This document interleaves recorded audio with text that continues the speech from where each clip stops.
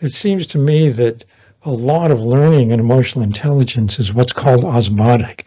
It's because you're a model and people absorb it. Kids absorb it. Kids look to adults for how to behave. So you're teaching lessons for better or for worse in emotional intelligence all the time you're with a kid. And the more time you spend together, the better, if the lessons are good ones. Wow. I have two last questions for these conversations. Okay. Yes.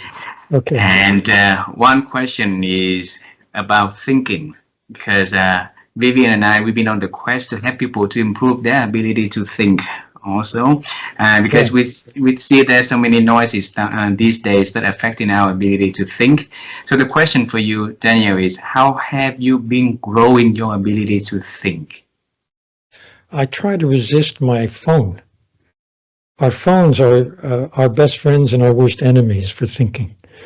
The reason being, there's a direct relationship between how emotionally unregulated you are and poor thinking, or being calm and clear, managing your upsetting emotions. That helps you think the most clearly. And our phones have all of our distractions. Everything that you like to see, everything you like to hear is there in your phone in an instant. So being able to resist, to not pick up that phone and look at all the things that distract you, but keep your mind and your focus on the task at hand, I think that's the most important thing for thinking well.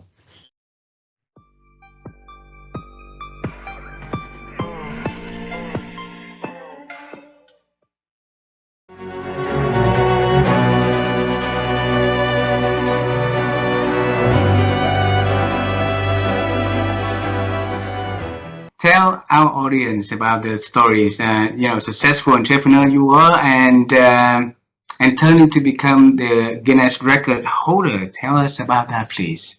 Yeah. So when I got into finance, I had to cold call and build my book of business, which was a horrible experience because I had never been told no so many times in my life in such a short period of time.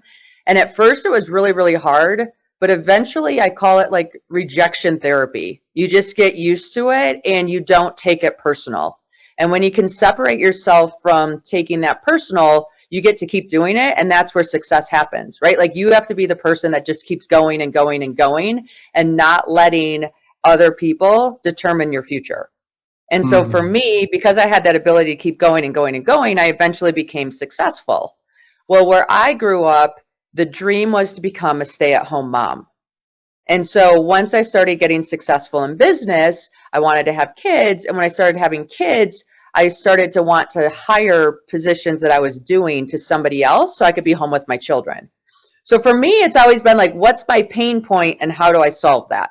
Right? So because I had the kids at home, that helped me exit my company because I wanted to be with my kids more, and it forced me to delegate things that were really hard for me to delegate at first. I had the kids. I was like full on because I have 7 of them. I was super busy. But as they got to school full time, now I had time again.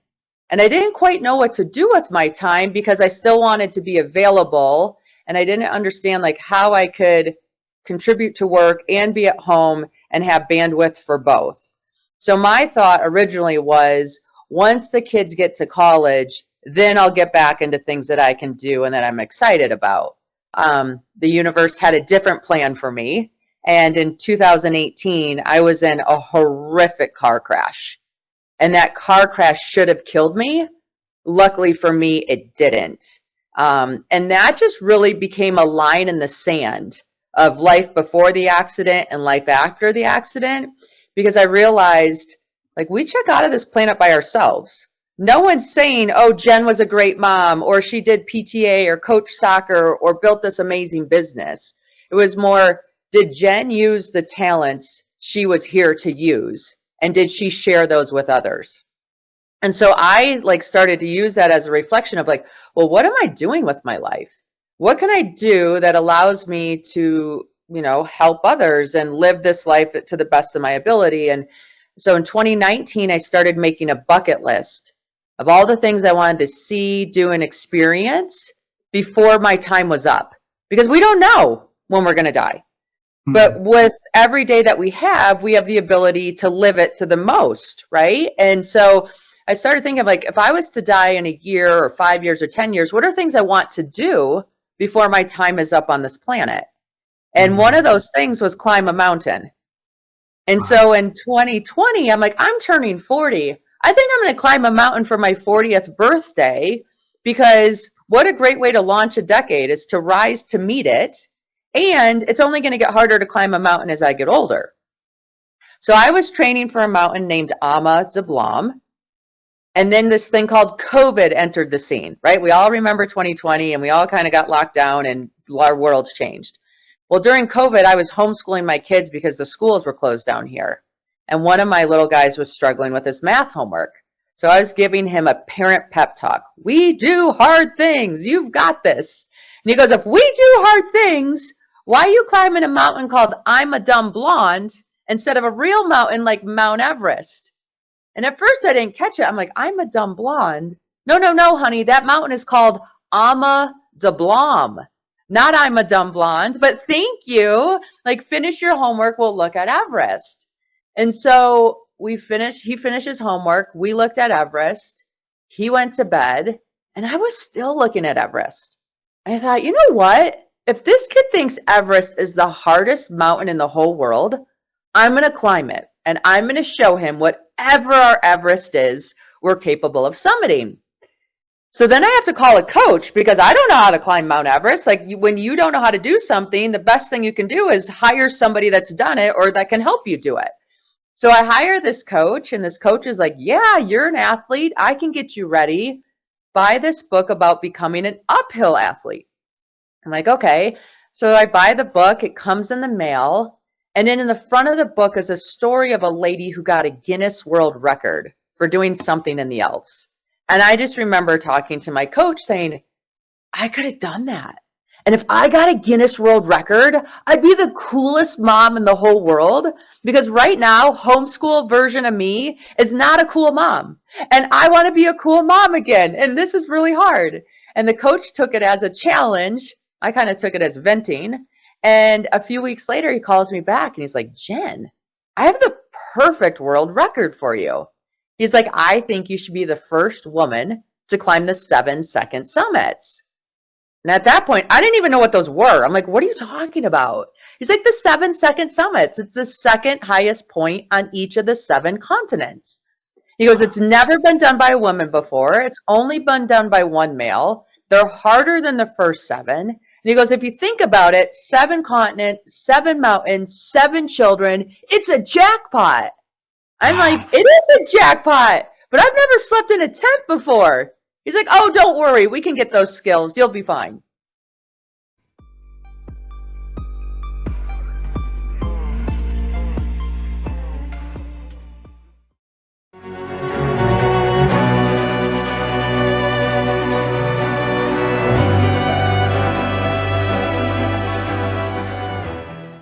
So I've got 2.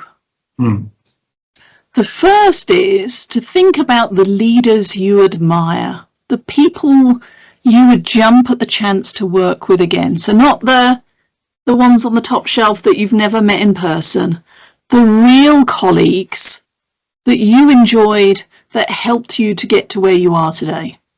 So thinking about you, who is somebody that you would jump at the chance to work with again, and what made them special? You're asking me? Yeah, we'll do it live so that the people watching and listening get to see this activity. So who comes to mind, name them, and what is it about them that made them special? Yeah, you just remind me about a conversation we had last night with my first boss. Her name is Tirarat, and then she's from Thailand. She used to be a country manager for Thailand and Vietnam, and I used to be reporting directly to her. And she left the organization and she retired. And yesterday I sent her a message and I say, I really appreciate all the support that she did to make me who I am today in my past. So yes, she's the person. And has she replied to that message? And thanks for letting me have this public opportunity to share with her also. Yes, she did. And she went on to my LinkedIn and then she shared some comment about the honor that she had of leading the team and having me in her win also. So here's the thing. I've asked that question of leaders, thousands of leaders around the world, and here's what stands out. Firstly, the things that we remember about the colleagues that we would jump at the chance to work with again isn't about how smart they were or their technical skills. I mean, they get a look in, but what we really remember is how they made us feel. They gave me the tough feedback, the kick in the pants, the coaching. They took a chance on me when I wasn't ready, whatever it might be. So that's the first step. When you ask what can we do as leaders to close the gap, the first step is to recognize who do you admire, do what you did, send the message, because that's an investment in that relationship. And chances are, as leaders, as we rise through the organization, we don't get that feedback.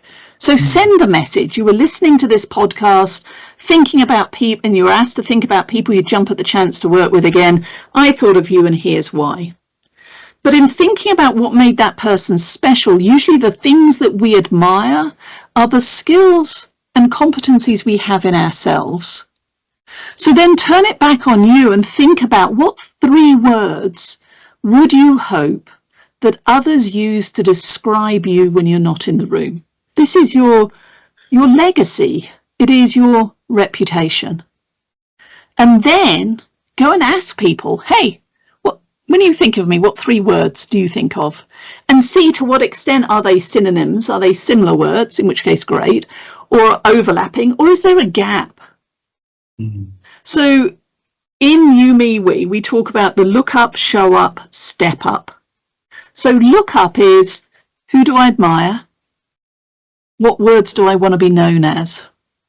In this example. Show up is asking people, what 3 words would you use to describe me? And then step up is where you get to make a choice.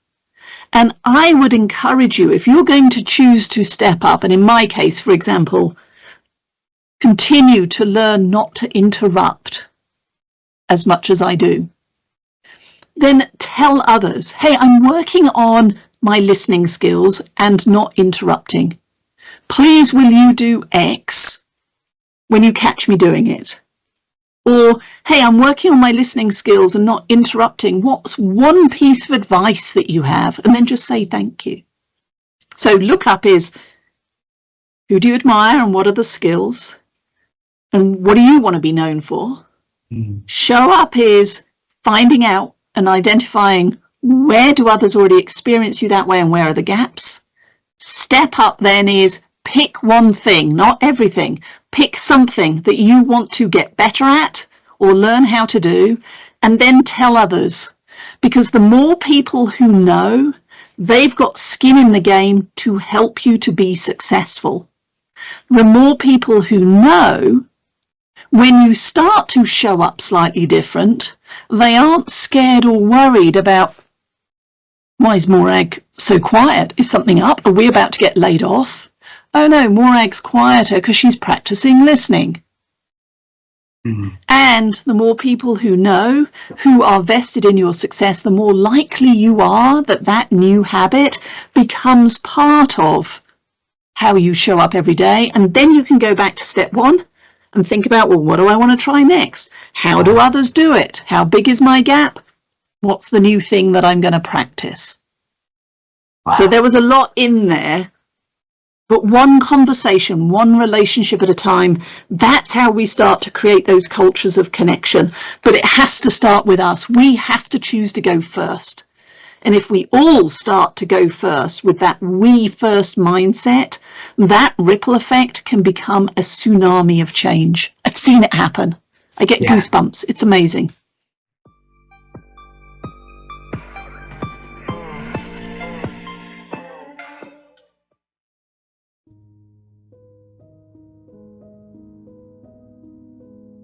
So why over the past 50 years, not a lot of people talks about the guardrails in terms of wisdom? Yeah, people are so enthusiastic about success, which they too often define as just making a lot of money, having a lot of power, enjoying a lot of status, maybe getting famous. They just want to know, what should I do? What should I do? Okay, do this, do this, do this, do this. But nobody is issuing warnings. Be careful not to do that. Be careful to stay away from this. And so we see a lot of people whose very success turns into disaster, catastrophe. They become famous, they become rich, and then they become drug addicted, or they spend all their money and all of a sudden they're broken in debt for millions of dollars. They have a problem they didn't have before their great success. So we need the cautionary wisdom as well as the positive guidance. We need those guardrails. We need those warnings that the wise people have always understood where the trouble is in life, where the dangers are. We need to listen to that as well. And sometimes, this is interesting to me, sometimes we get those warnings in great literature, in epic poems, in novels, in plays, in short stories. I've found, for example, Mary Shelley, who was a young novelist in England in the 1800s. When she was a teenager, she was probably 16 to 18 years old. She wrote a book called Frankenstein, a very famous novel about a very smart man named Victor Frankenstein, who set it as his goal. He wanted to learn enough science so he could create a thinking, feeling being out of just basic parts. He could create something like a human being, and he would be praised forever. He would be famous forever. And in fact, the being would look at him as a god. And so he set his goal, and he did everything the guidance wisdom tells you to do. Do this, set a goal, be confident, focus your concentration on what it takes, be consistent in your pursuit of the goal. He did all those things, and he created a monster he let loose into the world, a monster he couldn't control, and who killed the people that meant the most to him. Now that's a cautionary tale, a great metaphor for success in many people's lives who follow the guidance but don't pay attention to the guardrails. Victor Frankenstein's problem was his motivation was selfish. His motivation was self-aggrandizing grandiosity. He wanted to be famous. He wanted to be great. He wanted to be worshipped. He had no thought about the good of others, the common good. And so because he attained his goal, he unleashed into the world a monster he couldn't control. Well, boy, that's a great metaphor for a lot of people's success in the world today. It's not answerable to the guardrails that the wise people have given us. So I tell people, read great fiction, read books like Frankenstein, read an epic poem like Beowulf, which was an Anglo-Saxon epic about a great warrior who, as he grew older, didn't change the way he did things. And he just wanted to, just like Frankenstein, he wanted to be famous. He wanted to do things by himself so he would get all the praise. But that he set himself up for his own demise, his own death because of that. We have great cautionary literature throughout history. I advise people to read it. In fact, one of my new books is going to be exactly on that. Oh, really? What's the book's name? It's called The Frankenstein Factor, and it's subtitled Monster Success and Massive Failure. Monster Success and Massive Failure. I'll look for it. So, besides the guardrails is lacking in our life, what else do you think is a major impact on us to be able to be aging with wisdom, though? Yeah, we need to recover and rediscover the importance of talking to older people and listening. Young people nowadays think they need to listen to each other, and that's important, but it's just as important to listen to people who are older and who are younger. When people in their 20s and 30s are not around children and they're not around older people, they only have a very small view of what life is about. Being with children can keep wonder and curiosity and awe alive in their lives, because children are amazed by everything. They're curious about everything. And a lot of people in their 20s and 30s and 40s, they lose that curiosity. But if they could be around more children, they would be reminded of the importance of curiosity in life. And then they're not around older people, or when they are, they just don't listen. They don't pay attention. Oh, you lived in another time. It's modern times now. You know, I don't need to listen to that. But if they could listen to the wisdom of their elders, they would get their bearings much better, and they would be given great guidance and great guardrails, because the older people who have become wiser have seen the things that they have not yet experienced, and can give them great advice about what may be ahead on the road. Plato actually said, we need to consult the wisdom of people who have been down this road of life before us, who have seen the opportunities and the obstacles that may lie ahead. And they have learned sometimes the hard way about how to deal with these things properly. We can avoid all the pain and suffering, or much of it, that they had to go through if we will just listen and learn.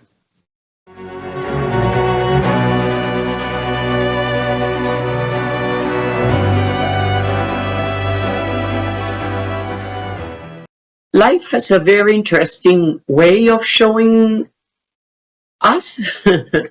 the journey is usually there is a V on the road, right?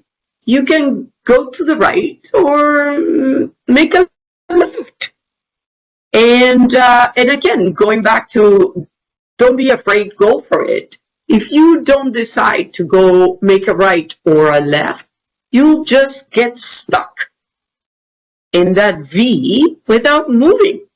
So you might be missing, yes, maybe some painful moments, but life will show up again with another V. And you can make another turn. And yes, it's not always smooth right. No, it can be very, very painful. It can be very difficult. But life is wonderful, so don't miss the opportunity. When you had a V like this, when you had a V Yes. like this, right? Yes. What would come to your mind if you make the V to this direction or the V to this direction? What? Well, perfect example.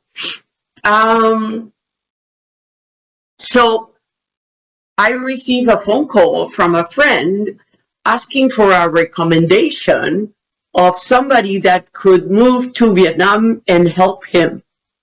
I could have said, yeah, sure, give me a minute and look at my phone book. In those days, we used to use phone books, right?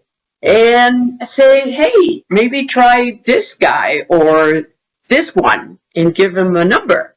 But instead, I make a left and I said, hey, I can do it. Right?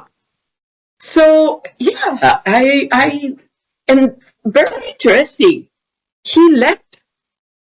After I arrived, he only lasted 6 months and he left Vietnam.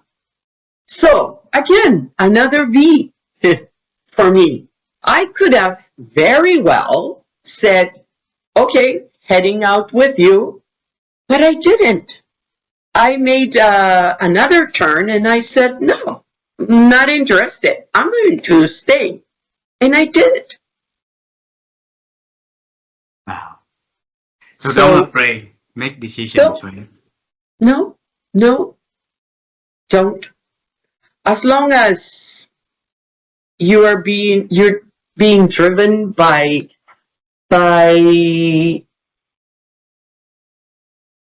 positive thinking, and your decisions are clear and good, you are doing this with the best of your intentions, things will be okay. Wow, wonderful.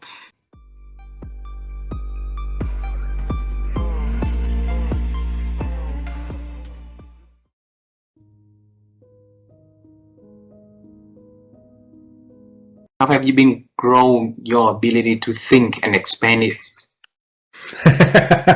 Well, thank you for thinking that I think. We'll just start with that. I think for me, and this is just for me, curiosity has been one of the best attributes that I've found that I can develop in my life. Not just taking at face value what's presented to me. How did you come to that conclusion? What's the evidence that actually supports what you're saying here? And in today's politically charged environment where you've got fake news going, I mean, you got all this stuff that whatever people are, trumpeting out there. Where's the validation? Critical thinking. I think critical thinking, it's not taught in schools anymore. It used to be taught, in my experience. I mean, certainly when I was going to school, I had to actually show my work, if you will. Yeah. How'd you come up with that answer? Show your work. So there was evidence-based questions that were part of my upbringing. I mean, starting with my parents. How did you come to that conclusion? You're upset about something. Why do you think that's what it is? And that would stop me. I was going, well, because it's not an answer. What's the evidence you're using to support your upset? Oh, I don't have any. I'm just upset. Okay, well then let's back up the truck and start all over again. Yeah. So the idea of critical thinking, just being curious. What's the source? And this goes. I think honestly, it goes hand in hand with emotional intelligence. Self-awareness is the foundation of emotional intelligence, and this idea of awareness. What's the source of my emotional experience today? What's the source of this behavior that I feel compelled to do? What's the source of it? I mean, just that question, what's the source of this? It gives me pause. Viktor Frankl, yes, talked about between stimulus and reaction, there's a space. In that space, if you curate it well, you can make a different choice. In that space, you have to think before you behave, before you act. In that space, think. And then you'll know what to do next. Beautiful, beautiful. And if people can have that space for a little longer, for them to think, you see how beautiful the world would be, right? Would become, yes. Absolutely, yeah. I promised my wife to ask the last question. It's going to be a bizarre question, in case it's not related to this conversation at all. But if you had a chance to travel time and to meet you at the age of 18, all right? And you have a message to talk to your own self at 18 years old. Okay. So what would this 75 years old Blaine talk to the 18 years old Blaine? What message? Take more risks. Take more risks. Yeah, take more risks. Yeah, take action faster. Those two things, take action faster and take more risks.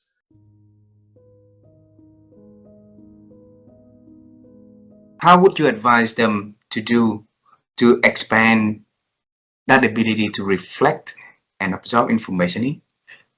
That's a great question. So I work with a lot of leaders who always say, I have no time. And they actually have no time because they have packed their schedules back to back to back to back to back meetings all day long, all day long, all day long.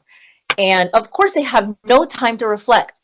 All they're doing is doing, right? They're just acting, they're reacting to what comes at them.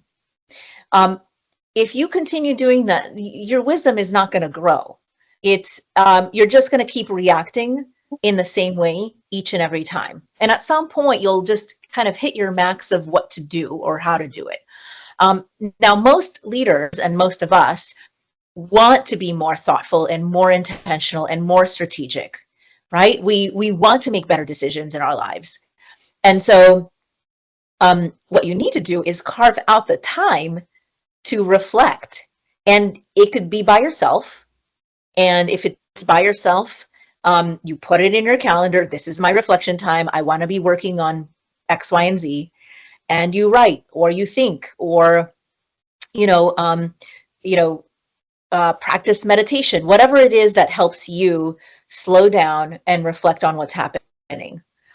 You could even build in practices like my husband and I have a practice of walking around the block for about 30 minutes at the end of every day.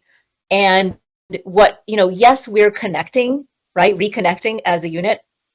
But what we're also doing is trying to make sense of what happened during our day and getting some reactions and thinking through it. And that is reflection time, right? So you could do it with another person.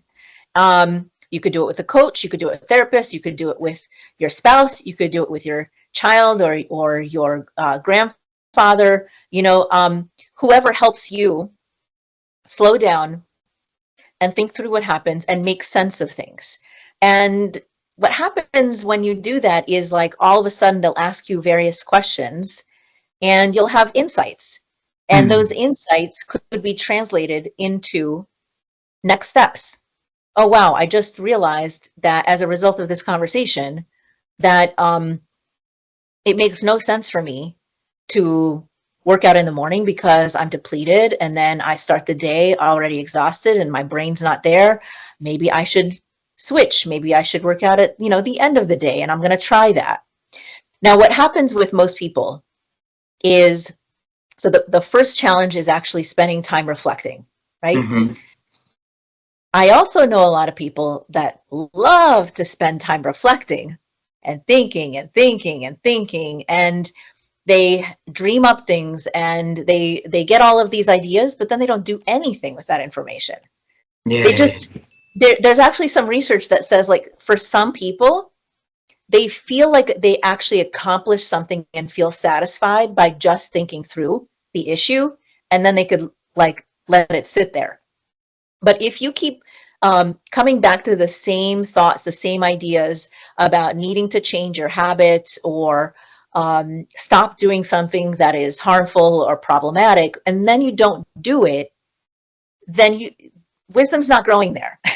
You actually have to apply what you learned and try it out to gain more experience from that application. Because wisdom is about experience. It's not just about learning or insight. It's about application and, experience from applying, so you could get better and better and better at it over time. So there's a second piece. Yeah.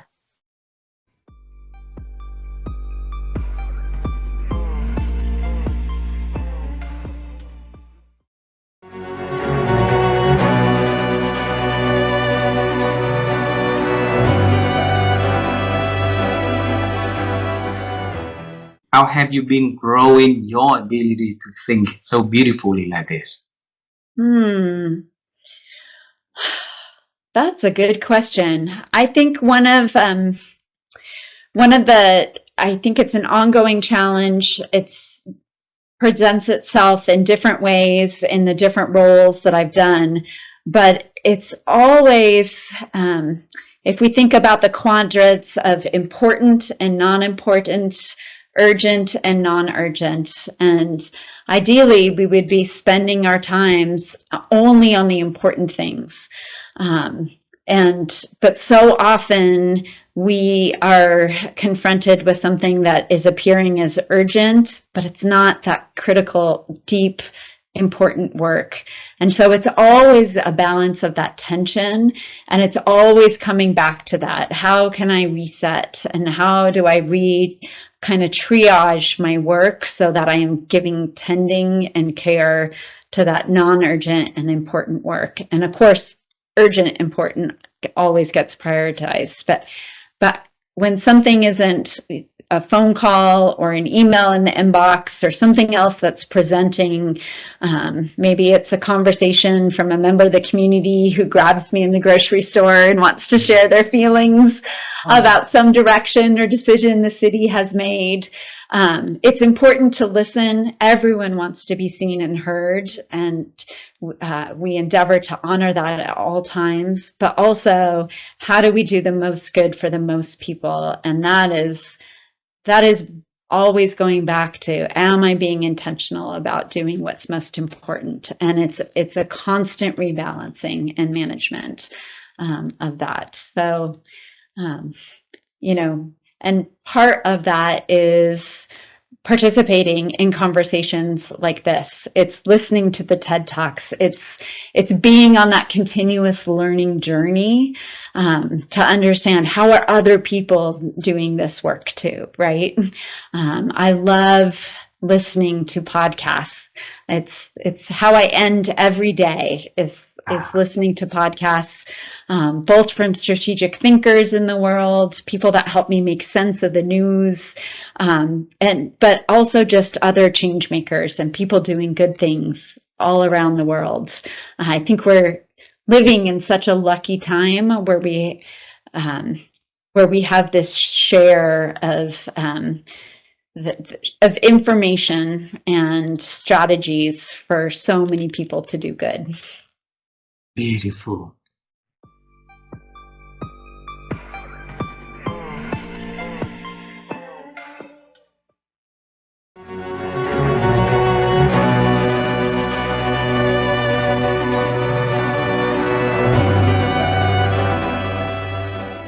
We talk to the great leaders and great people like you, and we ask the question like, how have you been helping yourself to expand thinking? For me, I've always, as I mentioned earlier, it's through people. People help me expand my thinking. And by the way, and so does AI. I just treat AI like a person. And so I ask it questions and I have conversations with it. You know, I can have an hour-long conversation with AI about a topic that I learned from.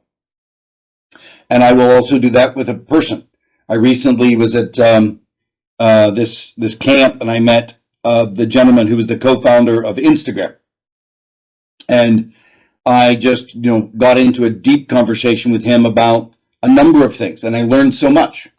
So to me, my opportunity for learning and thinking is through people and AI now. Wow. But you got to be curious. You've got to ask good questions. Wow.